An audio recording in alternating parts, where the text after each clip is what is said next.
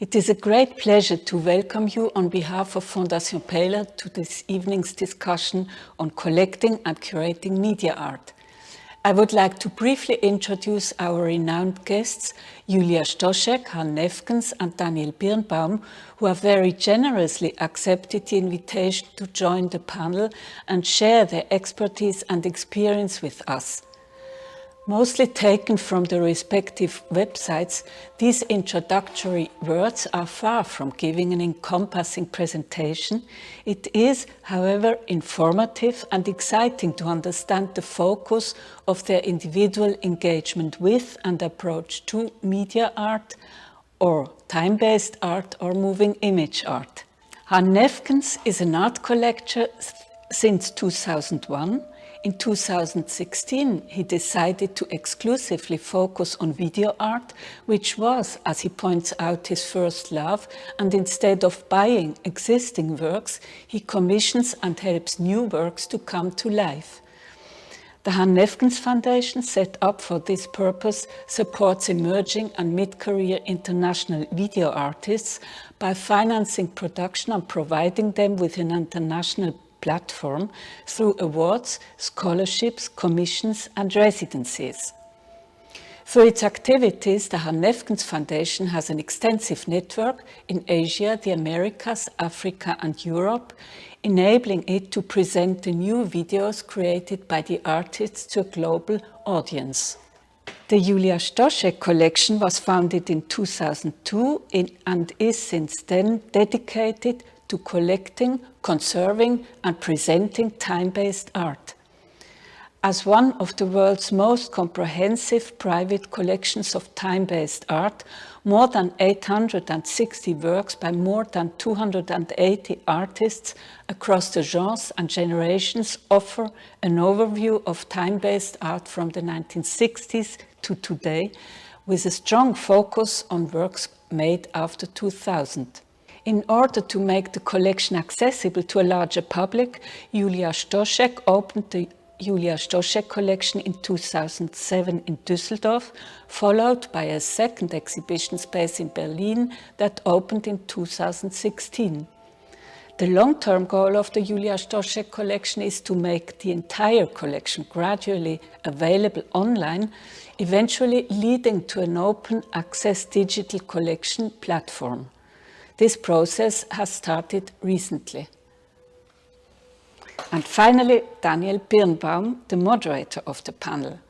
Until 2 years ago, he was known as the director of the Städelschule in Frankfurt for 10 years, then as director of the Moderna Museet in Stockholm before joining Acute Art. During this time, he contributed to several biennials, such as the first Moscow Biennial in 2007 or as director of the Venice Biennial in 2009.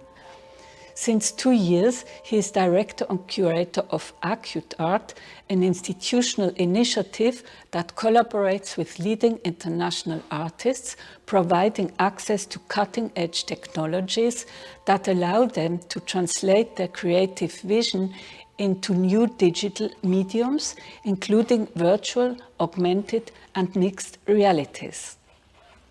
With that said, I look forward to the discussion and gladly give the virtual floor to you, Daniel. Hello, everyone. Thank you so much, Theodora. Yes, I am the moderator, and it's my job to let you get to know two great people. We will talk about art, but we will also talk about technologies and new possibilities for art. But we will also have a chance to get to know two very important individuals in this field. I want to thank the Fondation and Muse and the Rolls-Royce Art Program for hosting today's conversation. Fondation Baylor is partnering with Muse for the Dream Commission, which supports moving image works created by emerging and mid-career artists worldwide. I have worked with many kinds of art, not only video art or new technology art, but I have, of course, come across Han and Julia in many contexts. I'm curious, they are two key collectors today, and they are specialized in a way that not all artists are. And one wonders a little bit how these things actually happen. Maybe, if you don't mind, Han, I will start ladies first with Julia and ask Julia a little bit about how it all began. I mean, it's not an obsession, I presume. It's more of a strong interest, but it's now so many years that you've concentrated on new media art. How did it actually begin? Was it an encounter with a person, or with a specific artwork, or with an institution, or, I mean, what was the beginning of this? It is definitely an obsession to start with this. I started collecting video art because it's the medium of my generation and I can identify with it. So I love movement, I love images. It's a very, very personal thing for me. I'm absolutely fascinated by the virtuality of media art and also what it means to understand our reality. But for sure, there has been, let's say, like a life-changing moment. I think a little bit similar what happened to you, Han. I saw it on your website that you also had a great experience late end of the 90s when you saw Pipilotti Wrist show in Paris, and something similar happened to me. It happened in 2003. I was on a gallery tour in New York, Chelsea, and I visited Gagosian Gallery and I saw an art installation by Douglas Gordon with the title Play Dead Real Time. It's a huge installation and I entered these rooms. So you have to imagine two big screens and one monitor on the floor. And so content-wise, you could see on the screens a life-size Indian elephant, by large, the biggest domestic animal, playing his own death. And I was so fascinated by the idea to train an elephant to lie down, to play his own death against all his instincts and the boundaries between let's say, a convinced behavior and also nature was fluently. And I was absolutely fascinated and driven by this art piece. I spent hours and hours in the gallery. And from since then, I decided I have to follow this medium. I had to get more experience. So I started traveling around, watching video art, getting more knowledge, more experience. It's to train my eyes. And this was really a very, very important beginning for me. And now you're running a foundation with two venues, one in Düsseldorf and one in Berlin, where you've done innumerable shows already. At the beginning, I remember you did just one big show every year, but now it's show after show everywhere. And you have collected, I don't know how many works. How many works do you have now? Yeah, I mean, there was an announcement and like around 860, nearly to 900. I mean, I don't count them every day, but something between 860 and 900, I would say, yeah. So, you know, if you have to count every day, it just means there's a lot being added. And how would you define the field? I mean, you said video art, but in the introduction, Theodora said time-based art. I mean, today with the video and digital mediums and all of these different possibilities, I mean, in my understanding, I mean, the collection is focused on video art, but we also, I mean, in the collection there is photography, installation, performance art, but the focal point and is on the moving image, starting from the 60s until today. Thank you. Han, I read somewhere also that you had this epiphany, and I can share your enthusiasm when it comes to Pipilotti Wrist. I remember when I saw it first, also at the Diana Museum. I mean, everyone remembers when it, you know, when they come across the Pipilotti Wrist piece for the first time, I think. And I picked it as the best work of the year for Art Forum. So we all have these Pipilotti experiences. But yeah, I love Pipilotti as well, very much. So, to say that. You have a lot of older work, right, Julia? Yeah. Yeah. So Han, which piece was it and what was it? Why did it make such an impression, do you think? Well, Dania, I remember very, very well. It was the 23rd of May, 1999. There was a museum, it was an exhibition called Remake of the Weekend at the Musée de l'Art Moderne de la Ville de Paris, curated by Hans Obricht. And at the time, I was very, very green. I didn't know very much about contemporary art, but I liked the name, Pipilotti. I thought this is an interesting name for an artist. And I liked the title, Remake of a Weekend. How is she going to remake that weekend? So I just went in and I got absorbed by the universe of the week. And in fact, she hasn't let me lose since that time. And just as Julia said, I spent hours in the museum being absorbed by her colors, by the movement, by the music, by the whole atmosphere of the East. And when after 2.5 hours, I walked out on the street again, my eyes were blinking at the lights, and I knew I want to be part of this world. How? I'm not an artist. So the only thing that's left really is to collect art. But I knew right away from the beginning that I wanted the things I love to be seen by other people. I wanted to share it. And I think that's really the motor that keeps me going.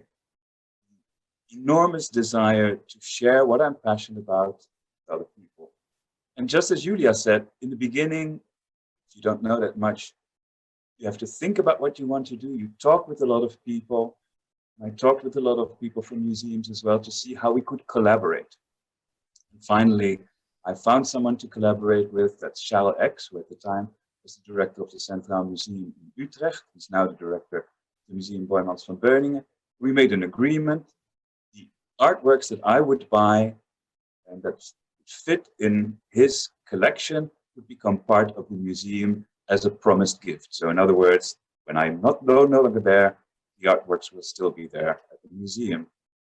And by some coincidence, the first work I bought was by Pipilotti. It was 50, the big installation with the guy running on the street. And that was shown in the Netherlands. But Pipilotti has been a red thread in my life because the Boijmans van Beuningen Museum did an exhibition, so we produced a work with her that was there in the entrance where people would be hanging, and that was kind of like a jukebox where they could choose videos. Some of were of Pipilotti, but some from other people as well. And Pipilotti also gained an award here in Barcelona from the Muse Foundation. And I commissioned a work for her. She made a video specifically to be projected onto the sculpture of Miro, which is, of course, quite special. And we even were invited to go to Istanbul to show the video 50 there. Pipilotti is always there. So the collecting started with museums, but very soon I found out that even well-known artists often have problems producing work. So rather than buying, that was even after a couple of years, rather than buying work that's already there, I decided to commission work, always together with museums. So I would know that there's a platform for the work. And that's what I've been doing for the last, well, let's say 17 years. And I have a tendency to expand. I went from all sorts of forms of art, sculpture, installations, photography, video. I moved on to cutting edge fashion. And there came a time that when somebody asked me, so what exactly do you do? I'd have to tell them, now you sit down, take a cup of tea, and I will explain exactly what I do. Then I realized, 2016, that in order to do something very well, concentrate, you have to focus. I guess that comes a little bit with my age. Now that I'm older, I think I have the patience to focus. And I decided to go back to my first love, which is video art. So that's all we do at the moment. We produce video art, emerging artists, find platforms to show that work. so I can explain it now in less than a minute. Thank you. How interesting. Julia, did you collect anything before you started with moving images? Did you collect the occasional photograph or a painting or something? No, when I was a child, I had a little collection of stickers. So I think from my own personality, I love to put things from the same genre together. So I think that's something that suits very good to my own personality. But I didn't have an art collection before, so I just started really professional with video. And Han, I mean, you branched out, so you started to do other things occasionally, but the beginning was really video based. That was the Pippi Lotterist epiphany. That was the first love. That was what caught me. So really, the fact that I'm here now talking to you, Julia, is really thanks to Pippi Lotti and to Hans Ulrich. Yeah, Han, do you know that because I'm a trustee at MoCA in Los Angeles, and we just installed a fantastic Pippi Lotterist show. For sure, we can't open yet, but let's cross fingers. Next year we can open it, and it will be lovely to welcome you in Los Angeles. Definitely, I'll go. Yeah. We have a date. Perfect. So I'm a little bit curious how this these obsessions of yours, or let's say these interests, are linked to other parts of your life. With you, Julia, I know that you come from a kind of technology family, and you've spoken about that before. That your interest in the impact of technology on life and art is somehow. Yeah, it makes sense that this kind of art is somehow a little bit linked to interests that you share with other family members and what you work with. Absolutely. In my understanding, collecting art in the 21st century means that you have to have a connection to the present, but also grappling with the future, with the ephemeral.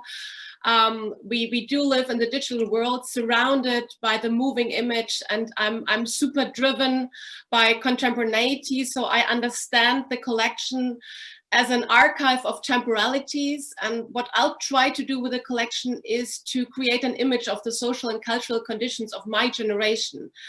And I have absolutely the feeling that the ephemeral is a finding signature of our time, and that's what people really want and need now. And video art can offer this fantastic experience. So I love the idea of building and creating the future with new technologies. And as Beuys once said, the future we want to have must be invented. I love to be part of this digital revolution, and also to build maybe, let's say, a little bit better world with art. And that's my idea and my vision with the collection. Now, it's interesting how once or twice every century there's some new machinery, some new technology that kind of changes everything. It changes not only the possibility to experience and distribute art, it even changes what art is. And I mean, think of photography. It's 150 years ago now. Yeah. It's changed everything, and there were all these confusions that it would kill painting and whatnot. Is it science, esoteric science? And then there's film, and then there was cinema.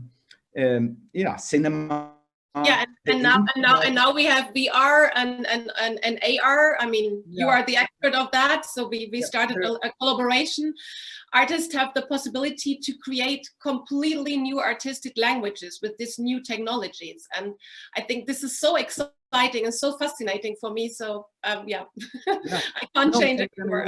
I'm so addicted to video. Yeah, interesting. It makes a lot of sense that your kind of technology background in your other life, because I know you're involved with other things than art, that there's a link in there into the arts where that is explored. I mean, I know you're a writer and a journalist and have done many other things in your life. Would you say that your collecting passion is totally different from everything else you do, or are there links? No, of course it's not totally different. Even if I wanted to be, I don't think I can do something that's totally different from who I am. I think the link with video art is really the narrative. Since I'm a writer, narrative is very important for me, and video allows for this at least for the time, to make a narrative. This is something I'm attracted to. I just wanted to go back to something that Julia just said about how how energizing video art can be, because it is such, it has a finger on the pulse of the time. We work a lot in Asia, for example, also in Korea. We have an award there. So I've been working a lot with Korean artists, emerging artists. So they're of this very young generation. And I really got presented to a world, a language that's so very different from the one I myself use and I'm used to, that I find it so enriching to get to know these young people and see what they're doing, and particularly in other cultures. I'm very much drawn to Asia. I feel very much at home there. I think what I like about Asia, besides the kindness of the people, is that a lot is said without saying it. You have to read between the lines. There's a big subtlety. Things can depend on the tone. Things can depend on what's not being said. And I find that almost poetic. It's attractive to me as a writer, and that is reflected in the art that comes from Asia as well. Some people would claim that the kind of art that you act, that you show, it's rather difficult for normal people to experience, to have a domestic relationship to, because it needs technology. And I guess you have both started professional institutions, foundations for it. And I'm quite curious about how you work with these foundations. I know a little bit about it, but Julia is doing these shows everywhere, and I mean, primarily in her own spaces. And Han, you said that you produce. I mean, how does that work? Can people apply and they do, or No. you find the artists, or how does it work? No, I tell you how it works. We have collaborations with different museums all over the world. So we have awards. So instead of just getting a commission, an artist receives an award. In order to choose the artist, we have for each award 10 scouts in the geographical area. So that might be Asia, might be the Middle East, it might be Latin America. So we have the people who know about that area that bring in each of them 3 candidates.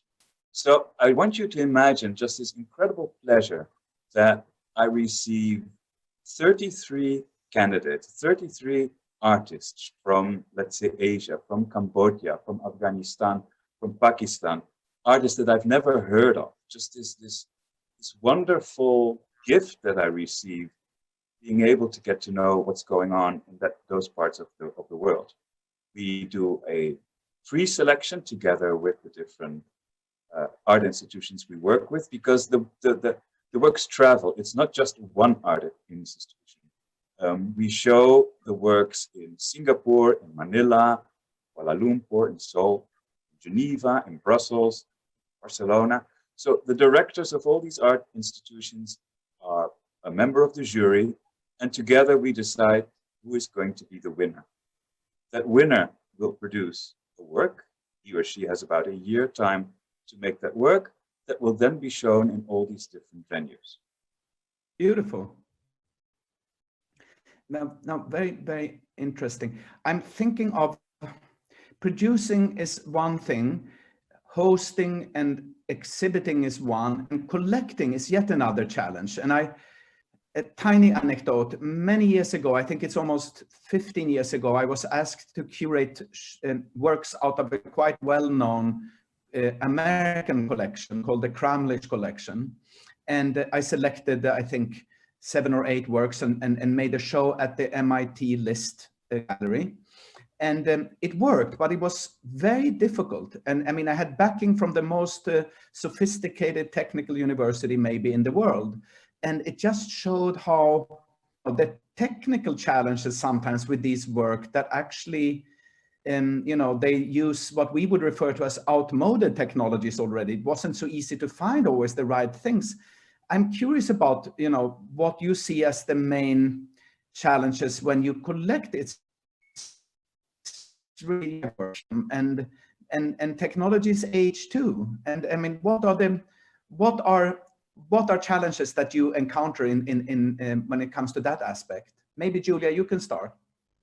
So the technical challenges are fundamental in both terms, exhibition-wise, but also for archiving.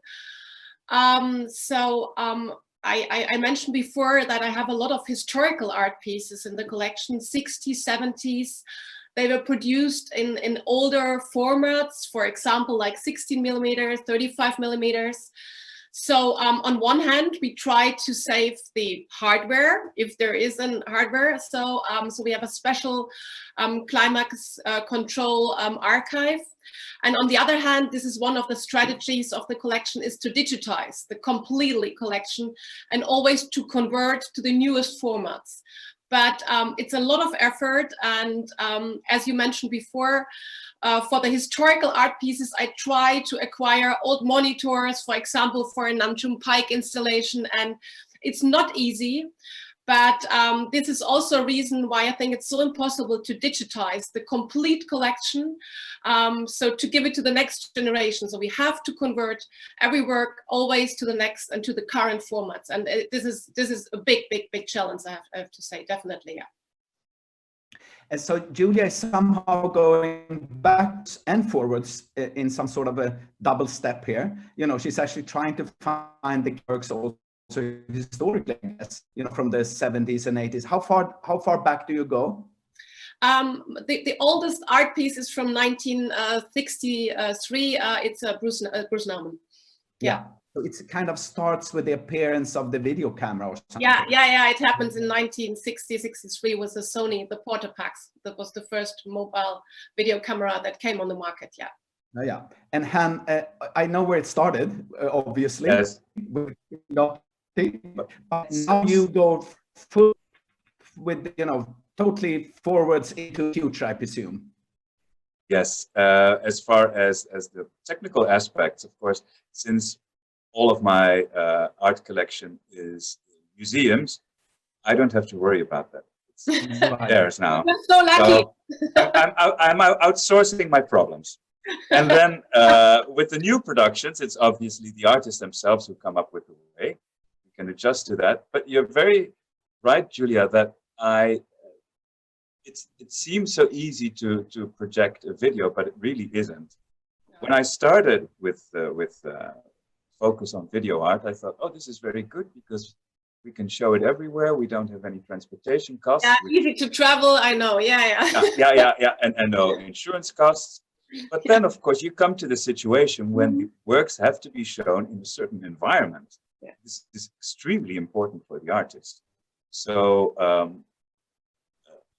how do you do it when there's a group exhibition with so many different videos going on, with the sound from one video being heard in the area of the other? Yeah. And those are real challenges, and I don't think there's yet a clear answer to that. So your collection is actually totally taken care of by which museums?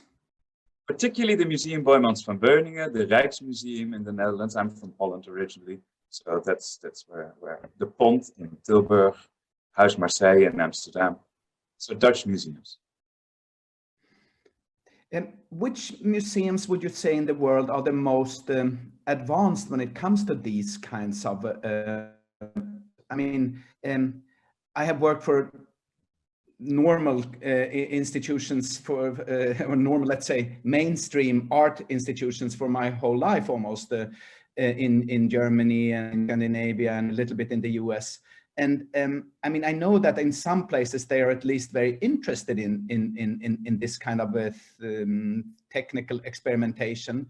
But do you have particularly rewarding experiences from some places? Julia, do you? Yeah, I mean, you mentioned the Kramlich collection before. This is a very important media collection based in the US. I would say my collection is now the biggest and largest in Europe. So there are not so many collections focused on time-based media art worldwide. As you mentioned before, all the official institutions start collecting video and time-based media art, but with a special focus. As I know, there are only 2 worldwide. Right. So Daniel, you mentioned the challenges and you talked about the technical part. That's really not my forte. So I would like to move it a little bit to the area I feel most comfortable with. Yes. And when you say what is the challenge, what we've been finding is that the biggest challenge is, of course, to find this artist that's promising and that we can help. Because if we help some, we won't be able to help others. So, of course, it's very important to find the right artist. And the system we have with the scouts works very well. But then, of course, there are artists in some parts of the world that practically nobody knows about. And those are exactly the artists that we want to reach. Those are the ones that really need our help. So it's almost like a detective story. How do we get to these artists that often do not live in an environment where there's an art infrastructure, who have never been to a museum in their life, because there isn't one in the north of Afghanistan and there isn't one in Cambodia. People who have a sensitivity and above all, who have something to say. Those are the people we want to reach. This is the first challenge, how to reach them through the scouts, through a network that we constantly have to extend, because that's, we move around the world and from one artist we can go to the other one. But then there's a second challenge. It really only begins when we find the artist. These artists from countries where there's no art infrastructure would love to come to Europe and visit a museum, meet with other artists, meet with people who can talk with them about their work. And that's what we've been doing. But I also wonder, so what does that mean? You change somebody's life, you take him or her out of their environment, which is very often the source of their inspiration. You put them somewhere far away, often in cold, gray, Nordic cities, where people stay indoors. They may feel a bit lost. They may also feel a little bit intimidated because so many people know so much about art history, about all sorts of theories. They feel that they may be behind in that sense. And then, even if they are there for a couple of years and they learn, do you send them back to places where they may be killed because of the bombs? It's an incredible responsibility because you start to change somebody's life and then you let them go and work it out themselves. How do you deal with that? I don't have the answer to that question yet, but those are things we encounter along the way. We're all connected, but obviously through art. We have an artist from Afghanistan who's showing at the Topicus Foundation in Barcelona at the moment. And he lives in Belgium now. But before we worked with him and talked with him in Kabul, we could hear the bombs falling. That brings things very close. That brings this connection that we all have, we should feel with the rest of the world, makes that very strong. And it gives you a responsibility. There are many questions to ask. How can you make the life of somebody else better? You want to do that in a sustainable way. And so, you were talking about the technical parts. No, but I love your idea of sharing and supporting artists and the idea of education. I mean, this is also something I'm very, very driven by. That's why I started to make the collection completely online accessible. So yeah. If we look to the future, I think art has to be accessible and has to be seen, and there has to be the possibility to view art from everywhere and all the time. And that's why I started this project. And comparing to other platforms and video formats where you can only see a documentation of an exhibition, what we do, and I think this is really unique in the art history, I put the artwork itself online, so everybody can join my collection, and I think this is something that hasn't been before, because you don't have to pay, you don't need to register, there is no time limits, we have the permission of the artist, And it comes also from the idea of the beginning of video art, because it was a very democratic art form at the beginning, produced to be accessible for everyone. And I love the idea now to go back to this beginning of video art and to make the collection accessible. And in the future time, everybody has my collection. So this is something I absolutely love, and I think this is something we both have in common. So I'm not interested in the ownership, but to share and to make art accessible. And so this is a really big project for me. Yeah, that's what art's being made for, right? To be seen. Absolutely, absolutely. And thank you, Han, for reminding us of the bigger picture of, you know, what life is like in other places. And I have to say that a possibility of this kind of art is the democratizing possibility of reaching beyond places where the three of us happen to live, where there are major museums, but there are so many in the world, actually. There are questions coming in, and you know, I get many, but we don't have infinite time, but I will pick a few of them because they interest me too. One of them is a little bit with ownership, actually. So, I mean, it could be also be interesting since you are actually spending resources on these things. And it's, how do we ensure that digital art isn't easily copied without the artist's approval? I mean, this has to do with the editions and why should there be an edition of 5, or 3, or 10? And how do we say, what are the challenges here? Yeah, I mean, this is a question I often get asked. So also, yeah, me too. So everyone is allowed in my exhibition to take the mobile phone and to film everything. And if you take it home and you watch it hundreds of times, I'm happy with that. And also the artists have no problems, because it's such a difference to watch a video on the computer or on your mobile, but and to see it installed in an exhibition. So it was never a problem, and as an official institution, for sure, I'm allowed to present it official, and nobody would take a video and show it official, taken by the camera of a mobile phone. So it's never a problem. And for our digitization project, so we have special security systems that gives us and the artist the guarantee that the artworks are not possible to download and yeah, to get copied. So it's working. It's not a problem at all. That's my experience too. But if they can copy the code and to take the real piece. Now I'm devil's advocate here. Again, the connection was a little bad.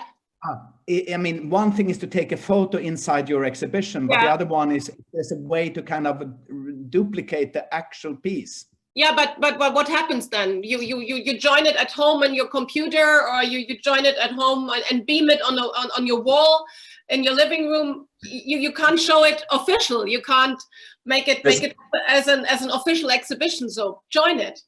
There's no museum that will show a copied video. Never. Okay, so that answers it.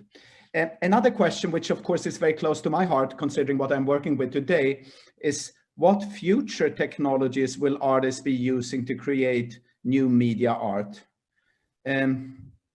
I mean, well, Julia, you and I have been collaborating, so it's clear that there are a few new possibilities around. Yeah, definitely. I think VR and also AR enable artists to work with completely new artistic languages and create a completely new world. Let's see how the technique is changing at the moment. The Oculus Rift glasses are heavy, but in the future time, maybe we have just contact lenses or little glasses, and let's see what happens in the future. It's super exciting. I love the idea to use new technologies, and let's see what's going to happen in the future. So I think the interesting thing about the new technologies is also that it's also very much cross-border disciplines. You know, we move into so many other things: social issues, architecture, ecology, etc. Music, exactly. Yeah, and that's so enriching. Yeah, I'm curious. This has a little bit to do with the things I'm working with myself.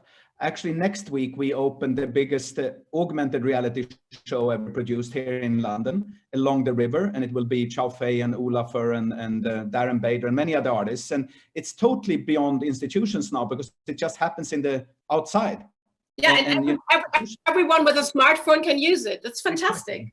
Because I mean, it used to be that you needed very complex technologies, but now we actually have very complex technologies, at least the three of us, with an iPhone or something. Yeah. And yeah, so I mean, there are of course new possibilities. Han, are the people the young people that are getting these stipends and possibilities, are they already digging into these things?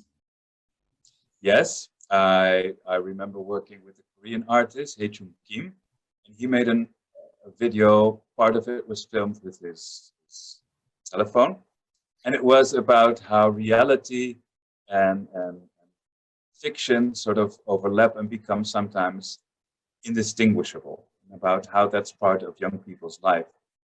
And this is what I meant when I said that I become acquainted with so many different styles and so many different subjects that I wouldn't be aware of. In the beginning, it was even difficult for me to look at because it was very much the way young people talk with each other. It's all very quick and very, very almost like in a code. But I got used to that, and I think that that's another aspect of collecting the way Julia and I do, is that you have a tendency to stay in your comfort zone, in the aesthetic that you appreciate, that you like very much, let's say, Riest. But through working with all these different artists from all different parts of the world, I get exposed to different languages and to different aesthetics, and that's very good. I'm a bit surprised and that the two of you have actually never met before, so I'm very happy that this is a chance for the two of you to actually talk to each other and not just talk to me and the audience. We are coming to an end, so maybe I should ask Julia, do you have a comment or a question or something you want to tell your colleague? And Han, is there a question for Julia or something that you know, I at the very beginning, before we even went online, you said we should do things together. This is a start. Yeah, maybe this is the beginning of a project. For I mean, I'm very, very happy and thankful to meet Han. I mean, Daniel, we know each other for such a long time. No, and I really love what you are doing, and it's fantastic. And maybe let's see what happens in the future time when we can do a project together, a cooperation or something like that. So that's I'm very interested in. And I mean, Daniel, you know, my heart is beating for you. I love so much what you are doing, and I think also in the future we have to work together again. I mean, we did a few projects before, and I'm looking very, very much forward. Yeah, to collaborate with both of you.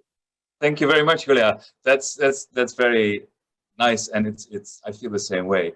You know, I'm constantly working with other people, with the scouts, with the artists, with people from institutions, and well, again, this has to do with this idea of when you share, you're not alone. That gives a reason to our life, and it gives pleasure. So, I'm very willing eager to work with you. Both. Thank you, Julia. Thank you, Han, and thank you, the Baylor Foundation and Muse, the Rolls-Royce initiative, you know, a new initiative in this field. I'm curious about what will come out of that. Very promising. And there are new questions coming in, but we have to keep them for some other occasion, because we said we will not go on forever. And I think that, you know, we summed it up quite well with the importance of sharing things. So thank you so much. And I hope to see you in real life at some point, both of you. Yes, definitely. Thanks. We will. Thank you. Bye-bye. Thank you. Bye. Thank you. Bye-bye. Bye.